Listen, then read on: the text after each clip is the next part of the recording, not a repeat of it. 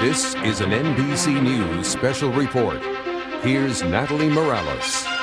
And good morning. We are coming to you across the country to update you on a breaking situation in Los Angeles where the entire public school system, the second largest school system in the country, has been closed today because of a threat received this morning.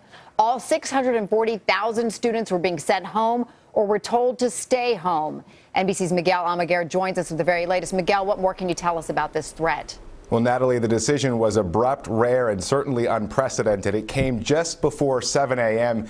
The superintendent describes what he says was a bomb threat made to the school district. And as you mentioned, it's a major decision keeping more than 640,000 students home from school on this Tuesday morning.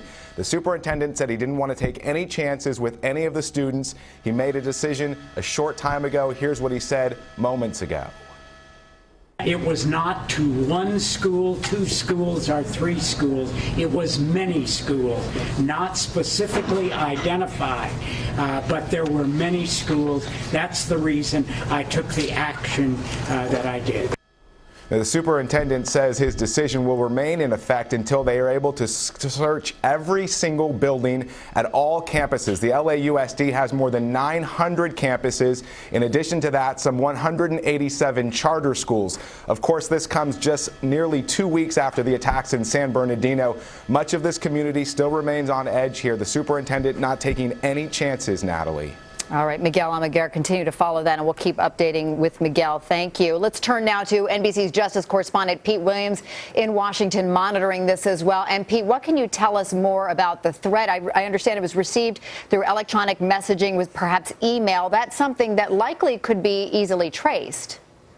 Well, that's certainly the hope, and there's very aggressive work going on now to trace the source. They'll try to look back and see through all the various hops, first of all, where it came from, and secondly, try to narrow it down to who it came from. That work is possible. Just a couple of weeks ago, the FBI was able to trace down the source of what turned out to be a hoax threat that ended up closing a university in Illinois for the day. So that work is certainly possible. But what we're told is it was the wording of this threat that caused the concern.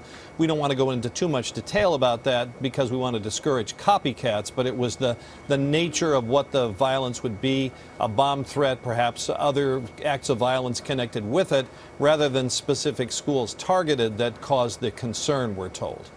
All right, Pete Williams monitoring this for us from Washington once again, and we'll continue to follow this story and have the very latest breaking news tonight on NBC Nightly News. Full coverage as well on NBCnews.com and on MSNBC. And some of you will join more of Today in Progress. Other of you will go back to regular programming. I'm Natalie Morales in New York. This has been an NBC News special report. Hey, NBC News fans, thanks for checking out our YouTube channel. Subscribe by clicking on that button down here, and then click on any of the videos over here to watch the latest interviews, show highlights, and digital exclusives.